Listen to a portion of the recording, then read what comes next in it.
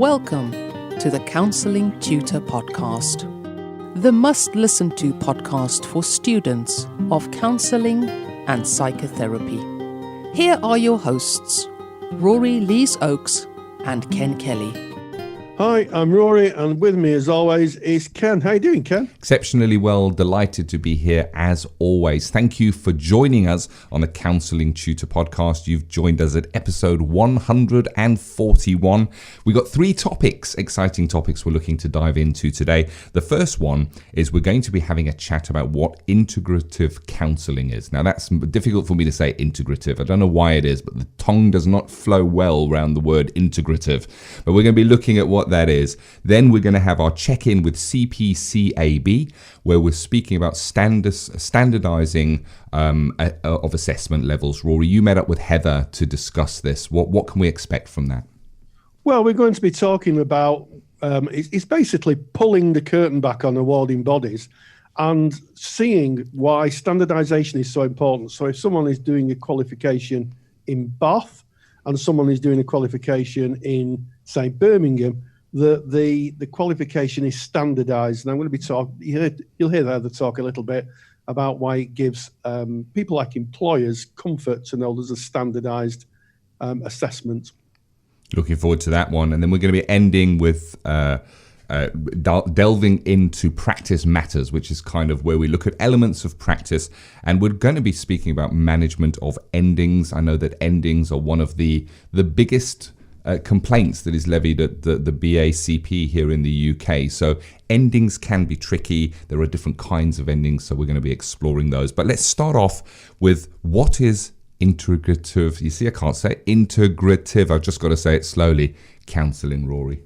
Well, I think it's a good question, and I think if you to ask a number of therapists, you probably get a number of answers. And in fact, it is a question that's been asked on our Facebook page quite a lot. So if you want to join our Facebook community, go to Facebook, type in Counselling Tutor. It's a closed group, knock on the door. Of course, we're going to let you in, and you will meet thousands and thousands of like-minded people, students of counselling and psychotherapy, qualified colleagues, supervisors, some trainers, all talking about the world of counselling. And this has come up on a few occasions recently, as well as in my post bag.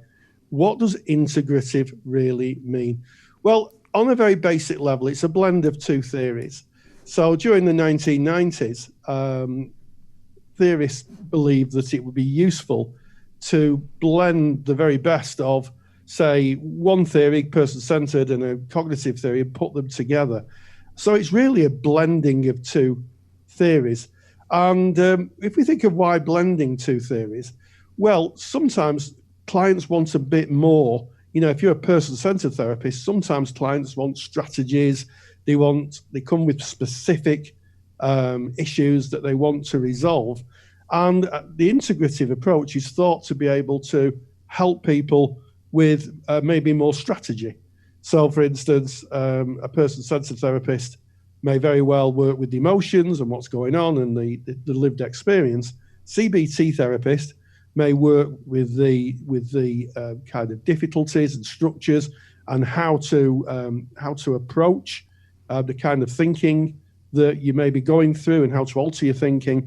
And by blending those two in, you get a therapy where someone feels heard, listened to, accepted, but also a client may want some strategies. A classic example is someone who may be fearing of flying or has a difficulty with groups of people, and that might be more of a structured-based approach where you're asking the client to do little experiments. You know, okay, so why don't you try to go in for a little while? What could happen? What's the worst that could happen? That type of thing, and getting the client to do their own little experiments. So that's why you blend them together. Yeah, so it is. It's a blending.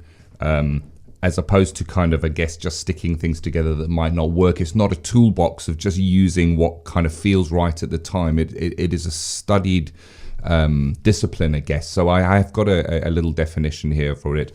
An integrative approach to counselling and psychotherapy involves drawing upon more than one modality, the blending of relevant theory and interventions in the approach to suit the needs of the client. So it really does involve having an understanding of those modalities, and the difference between integrative and eclectic is basically that integrative is the understanding of those theories, those modalities, how they kind of mixed together, whereas eclectic is kind of like a toolbox, using things in an ad hoc way, just pulling out what feels right at the time. It doesn't concern itself with the potential theoretical conflict between the two models or the various models used. Yes, you could have something called theoretical integration, where you're studying two models and effectively building a new model out of that. Or you can have what's called eclectic. It was explained to me that eclectic was a little bit like tomato soup. If you think of integrative as when you get your tomato soup, it's blended together, it's lovely. You can't separate the tomatoes from, all the onions or whatever you put in your soup. Whereas eclectic, if it's not done properly, is just like putting the raw vegetables and water in a bowl and handing it to someone. So you have to be thoughtful when you do blend two theories together. The advantage of eclectic therapy is that I think at the assessment, someone comes to you and says, I'm having really difficulty with social anxiety. It may be a CBT approach that's needed. So you can put the focus on that. But it is interesting. There are some disadvantages to blending theories, and one's theoretical kind of dilution. So, if you've got the theories that we study and the theories that have been around for 50, 60 years are well researched, well evidenced, and if you start diluting them, you may very well dilute the effectiveness of the therapeutic approach. And also it can produce, I think, a bit of conflict within counsellors, because they're having to work with effectively two different sets of languages and two different approaches. If you think of person-centered therapy, it's about emotion, it's about lived experience, it's about phenomenology. If you're thinking about CBT, it's about thinking, it's about, if you like, kind of contrasting your what you think, what the reality may be. It's sometimes about confronting difficulties. So I think that sometimes people who practice eclectically may have those conflicts, which is the best route to go down with a client. But a lot of people do practice eclectically and integratively. And of course, there are lots of courses that are integrative courses. Yeah. You've spoken there about maybe some of the criticisms of the model. And I guess one of the main benefits is that you can be flexible and have a dynamic approach when you're working with someone who's coming in, so with a client. And if you've been face-to-face with a client, you'll know every single client is different. They bring themselves in there. They bring who they are and their journey. And being able to kind of tailor how the therapy runs can be a benefit for some clients. Yes, and in fact, it links on to pluralistic therapy, which is probably another podcast, where, it literally is about absolutely working with what the client wants. I think that one of the things we have to consider is when we're offering this menu of therapy, like if you went into a restaurant, it's fixed. It's a fixed menu. This is a person-centered dish. This is the CBT dish. We can put those two dishes together, but that's the dishes. With more pluralistic approaches, it's a bit more a la carte. The client can choose exactly what they want and take it away. But I have done a little handout for this to just highlight the advantages, the disadvantages, what integrative means. And if you go to podcast 141 on our homepage, counsellingtutor.com, just click that little tab that says podcasts, and you'll find it in the show notes. You can click and download as Ken calls it, a super duper handout, and you'll be able to outline what are the advantages, what are the disadvantages, what actually integrative means.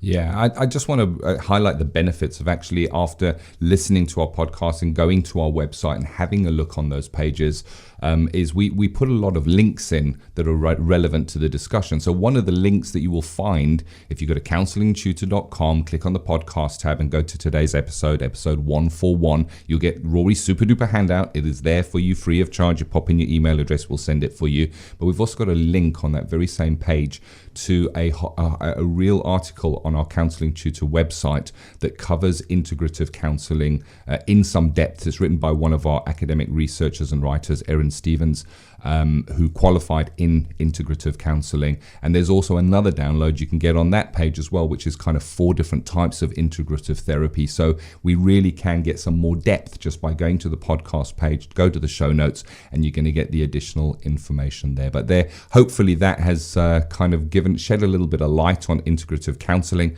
And also, if you dig into podcast number 14, so that's really going back in the podcast archives. Rory and I did speak of integrative counselling there as well. So you can get some more information and just fill in those blanks, get a real good overview of that. Yeah, did you have to dust the cobwebs away in the archive? I did. I was blowing the dust off it as we went.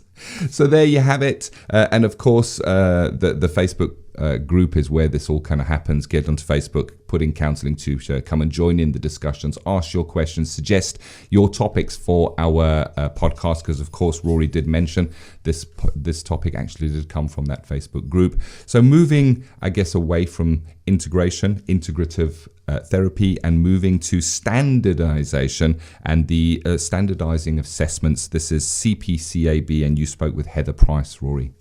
Yes, and I think that we pulled the curtain back a little bit and looked into how awarding bodies standardise their assessments. So I think it's really useful. And as Heather will outline, standardisation of marking to make sure that one centre and another centre are marking in the same way and delivering the theory and the content in the same way is just super useful, and certainly a benefit for employers, because ultimately, qualifications equal a road to employment, and a standardised approach, as Heather outlines, was very, very useful. Let's check in with CPCAB. Check in with CPCAB.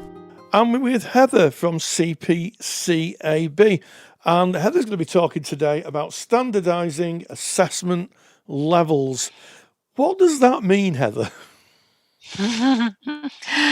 Well, I guess it means making sure that tutors all across the country are standardised, are working to the same levels, the same minimum standards everywhere, and that there isn't a tutor in one place marking much harder than a tutor in another place in the country on the same level of course. So we need all tutors to be marking to the same level or similar levels to make sure that the minimum standards are being adhered to, if that makes sense. Yes. So there is a standard that's, if you're doing a level 3 or a level 4 or a level 5 or a level 6 course, there's an academic standard that has to be hit. Yes. And I guess the standardization is making sure that everybody who teaches on, say, the level 4 course is marking to the same level. They're not making it more difficult or maybe even making it too easy. Yes, that's right. And we've got different ways of going about doing that. And it starts where we ask for the CV of every tutor who is registered with us to deliver a CPCAB course. So we need to see the CV, which details that tutor's background in terms of teaching, delivering courses, and in terms of counselling.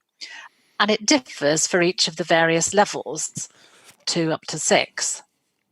So that's the first thing. The tutors send in their CVs and we approve them, or not, if the case may be, if they make sure they fit the standards that we want for the tutor delivering that particular level of qualification. Yes. So the answer there is that the tutors need to be well enough qualified.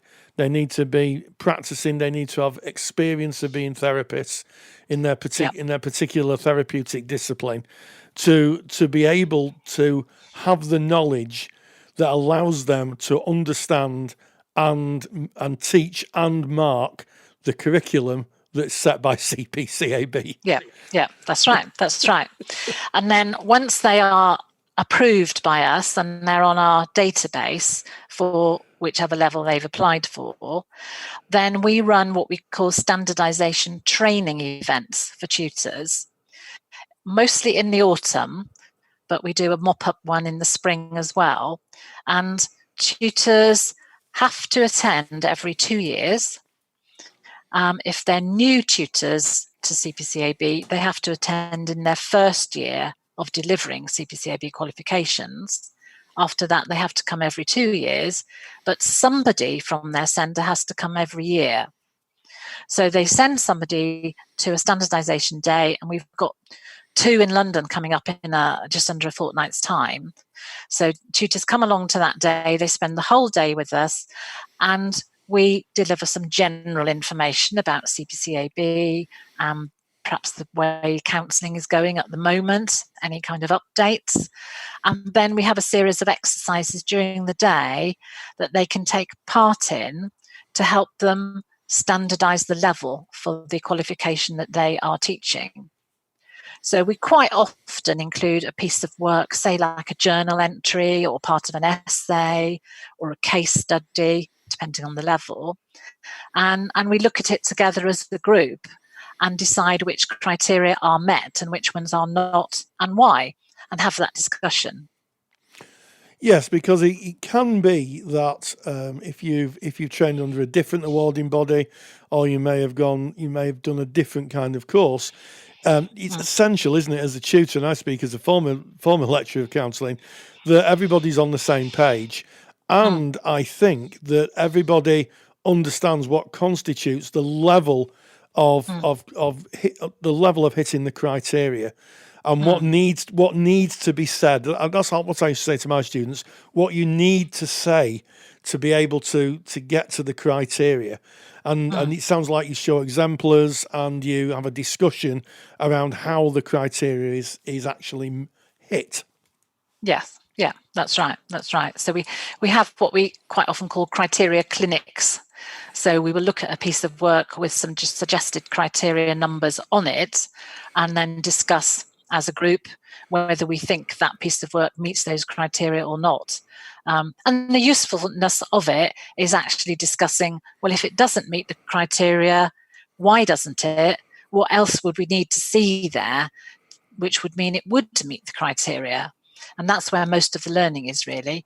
And there will be a spectrum. There is a spectrum, but as long as everybody understands what the minimum acceptable level is, then that's what we're looking for, really.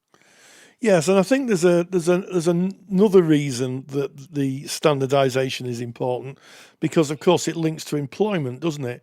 Employers will want people with qualifications to have had a standardised education, in that if someone's employing someone from Bournemouth or Bath, I think it's called, they have actually hit the criteria in the same way. Yes, absolutely. And I think, in a way, university courses, each university has perhaps got its own way of doing things and its own standards, and people kind of know, oh, well, that's a good university, or that's an easy university, or whatever. Well, we don't want that with CPCAB qualifications. We want any centre and every tutor across the country to be assessing to the same standard. Yes, it's very, very important. Because, when you think about it, certainly at the higher levels, people will be working with clients. They may be seeing clients. Everything we do as therapists is aimed in the service of the client. And that's why it's important that when anybody qualifies, be they in one part of the world or another, that they're at the same level. And that we can, as tutors, I guess, make sure that people have the relevant understanding of therapeutic interventions, certainly in things like skills, and in all aspects of it, really. And I guess another way that we monitor this is that because we mark the external assessments at head office, or at least we've got a team of assessors that do the marking, we can tell from those if there are any centres that are really underperforming. It might be a one-off, or it might be a series of that, and we can then follow that up by talking directly to the tutors or through our EV service, the external verification service. And that's another way where we've got people who work for CPCAB but are not tutors around the country who go into centres and look at the portfolio work. They wouldn't change anything, but they can say to the tutor, well, you are marking a bit hard for this level, or actually you're undermarking for this level. The standard needs to go up a bit. So they do get feedback from the external verifier as well. And we also have a system where each centre needs to have what's called a moderator, or some centres call it a second marker, who will look at not necessarily the whole group, but samples of the group.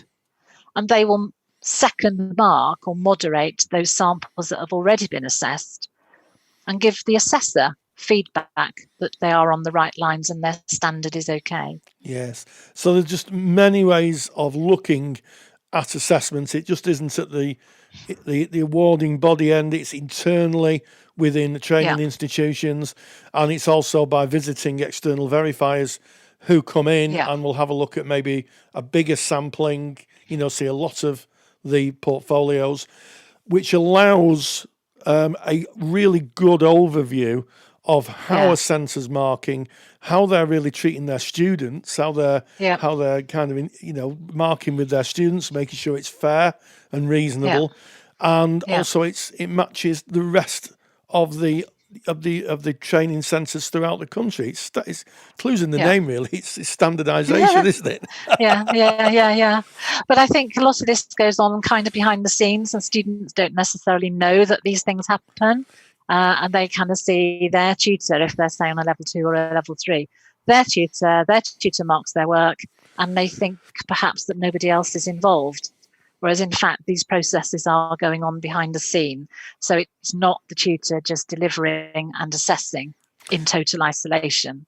Yes, and I think that's reassuring for anybody who's taken any form of a course to know that it's not just their tutor who's making the marking calls, that there's a number of people involved in it, and that makes it fair, it makes it transparent, and it makes it universal, so that when someone does get their qualification, they have got something that is worthy and can be used anywhere in the country.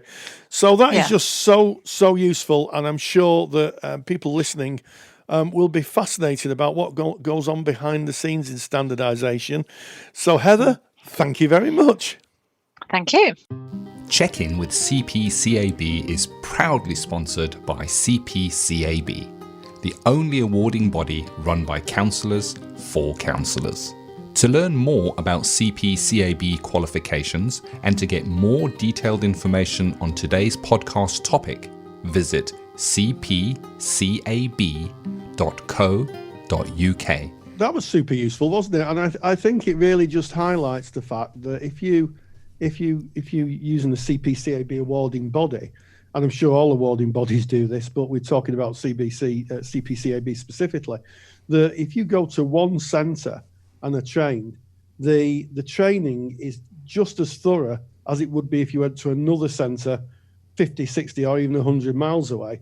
And I think standardisation is a really good thing. It came in when I started teaching, because one of the things that was being highlighted was people were being educated at one centre and educated at another, and they had two different levels of knowledge.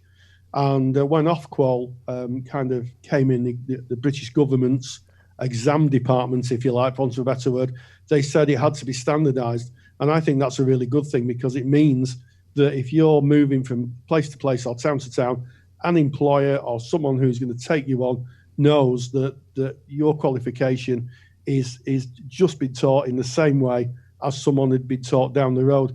So very, very interesting and very relevant. And also, I think, quite reassuring, Ken. That brings us neatly onto our next section, which is Practice Matters. This is where Rory and I delve into, I guess, being a qualified practitioner, what you might face as a qualified practitioner. There's a great need for continuing professional development. You hear us speak about that all the time. And I think often continuing professional development is misunderstood in that you're only going to learn about new presentations or new ways of working. But CPD is also looking at how you manage your practice. And every single session that is held by a counsellor has an ending, whether that's planned or unplanned.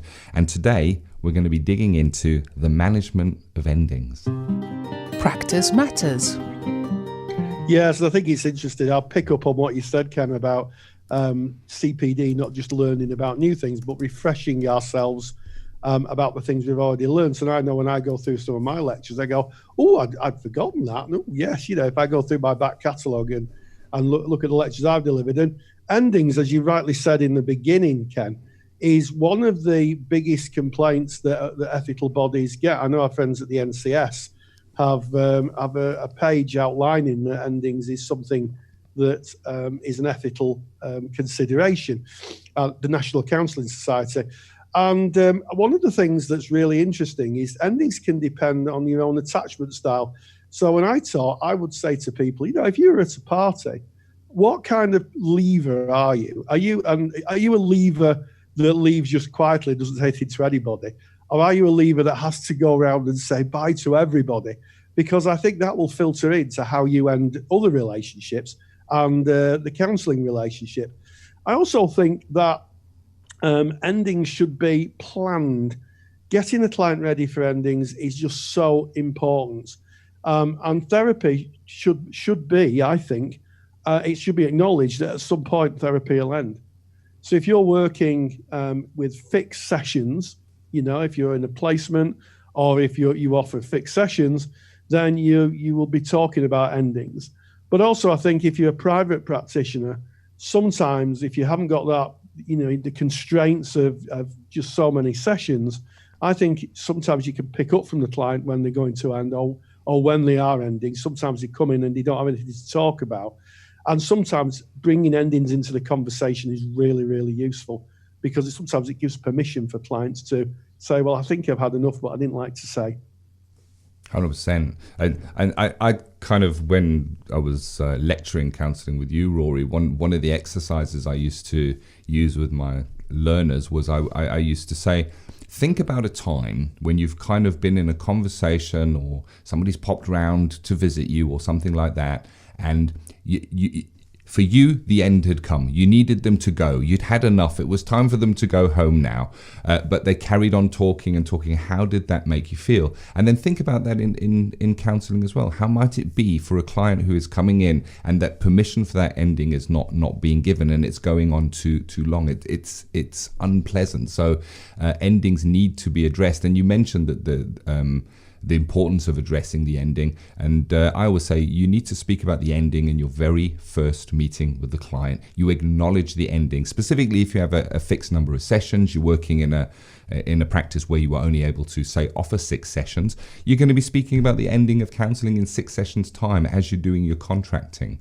But even if it's not that and you have open sessions, it's still a good idea to mention the ending right in that contracting stage, mentioning to the person, and when you feel that you've got what you needed out of counselling, please let me know, and then we can start working towards the ending. Or if I pick up that you maybe are in a different place to when you came in, we might start looking at the ending, and then that will of course be over to you in your decision. Yeah, so when yes, that's absolutely right. And also I think we've talked a lot about endings from the client's perspective. I think sometimes unsatisfactory endings can be where a client just doesn't return. Someone's had a really good relationship with the client. The real work has been done and seems to be ongoing, and then one day the client just doesn't turn up again. And I think that unsatisfactory endings with clients, therapists sometimes need to take that to supervision, but also it may stir up unsatisfactory endings in a therapist's history, which of course is a trip to your own personal therapist to process that. So I think you have to be aware of that as a therapist. sometimes we can get caught with unsatisfactory endings if a client just decides not to return. Yeah, and of course it's the client's right to end that therapy at any stage. It's their therapy. They're coming in for their personal journey, and I guess there is that element of they just didn't come back. Everything seemed to be going right. The sessions felt to me as the counsellor like it was going well, and they just didn't come right. And we can be kind of start looking at ourselves. What did I do wrong? Did I say something inappropriate? And all that kind of stuff. So as you say, Rory, get that out to your supervisor, and look and examine your own attachment styles, I guess, in terms of what endings mean to you. How are you with endings? And then on the planned endings of therapy, which is kind of what we would hope for. The 3 stages of that are to assess the client's readiness to end therapy, and there are many different ways to do that. And then acknowledging the relationship, because it's not just the counselling therapy that is coming to an end. You've sat and built a relationship with this client. It's not just, oh, right, the sessions are over now. It's that relationship, that depth, that trust that is coming to an end as well. So definitely want to be acknowledging the relationship, and then thinking about how you can empower that client in their journey forward. Do you need to put in any referral pathways or kind of give any support to empower them in their resilience as they kind of go forward at the end of their sessions? Yes, there's a lot to be explored in endings. I recently delivered a lecture on endings, and there was so much to consider. And as I say, as you rightly say, Ken, it is about client readiness and making sure the client's ready to end. And sometimes endings can come in different forms. Maybe that a therapist becomes unwell and has to end. It may be a therapist just has to step out of practice, and that's something to consider. But endings, they are the most important thing, I think, one of the most important things in therapy. And talking about endings, Ken, we've come to the end of this podcast. You see what I did there? I did. But before we kind of log out, we can't cover a topic like endings without mentioning that you, Rory, you've done a really in-depth lecture on endings that kind of covers the different kind of endings, planned endings, the stages of endings, unplanned endings. And that lecture is part of our paid-for resource for qualified therapists called Counsellor CPD. And if you're interested in Counsellor CPD, it's continuing professional development for a qualified practitioner. You can find out more about that just by going to counsellingtutor.com. That's our mother website, and information is there. Just click on I'm a qualified counsellor and all the info is there. Well, thanks for that, Ken. And wow, what a podcast. We started off with integrative therapy, what it means, positives and negatives, advantages and disadvantages. We caught up with Heather from CPCAB, who talked about standardisation. And then we finished with managing endings and quite an in-depth discussion on it. So, as always, stay grounded and stay safe. Take the stress out of your counselling studies and get the support of Rory and I by joining us in the Counselling Study Resource. Counselling Study Resource, or CSR for short, is the world's most comprehensive assignment guidance and study support resource for students just like you of counselling and psychotherapy. See how Counselling Study Resource can help you. Visit counsellingtutor.com. That's counsellingtutor.com. Thank you for listening to the Counselling Tutor Podcast. Find the show notes for this episode on our website at www.counsellingtutor.com.